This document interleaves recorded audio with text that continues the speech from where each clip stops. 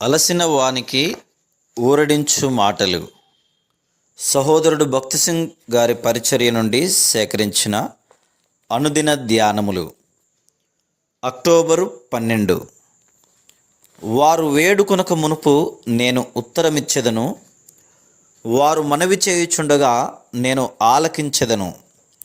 యెషయా గ్రంథము 65వ అధ్యాయము 24వ వచనం. సిమ్యోను అనగా యెహోవా విన్నాడు అని అర్థం. ఆదికాండము 29:33.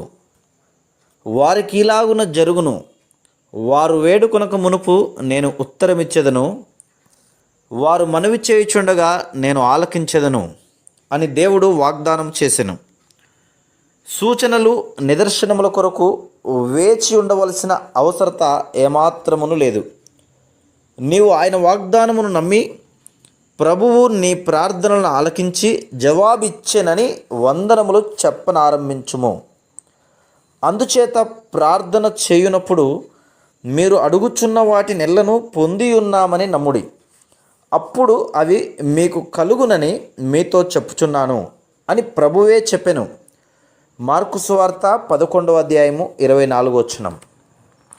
ప్రభువు ప్రార్థన విని మనకు జవాబిచ్చునను విశ్వాసమే శక్తివంతమైన ప్రార్థన యొక్క రహస్యమై ఉన్నది.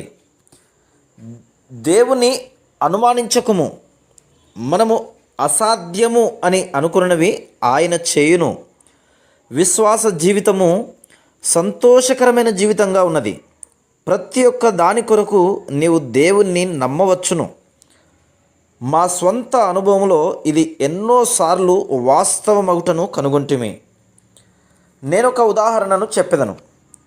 1954లో మొదటిసారిగా మేము గుంటూరులో పరిశుద్ధ సమాజ కూటములు ఏర్పాటు చేయుటకు నడిపించబడితిమి.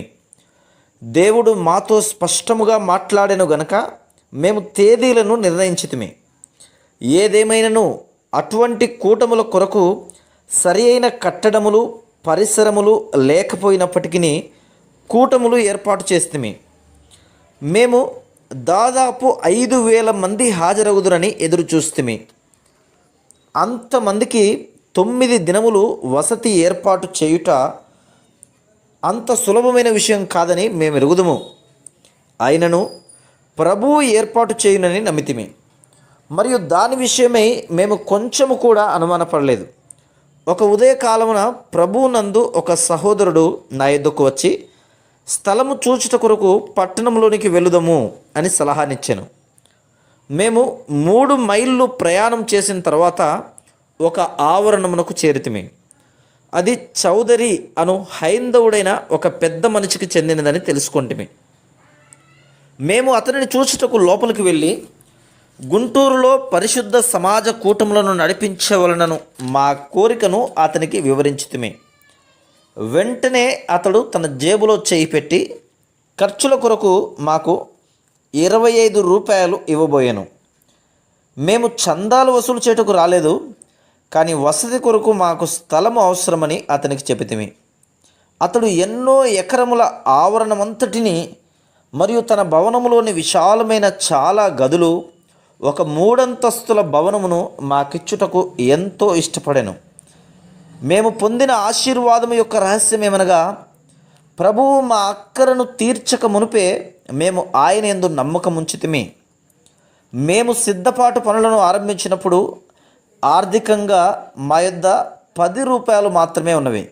అయినను మేము ఎదురు చూచిన 5,000 మందిని పోషించుటకు అవసరమైనవన్నీ ప్రభువు సహాయము చేయనని పూర్తిగా నమ్మితిమి.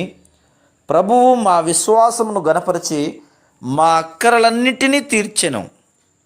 Praise the lord.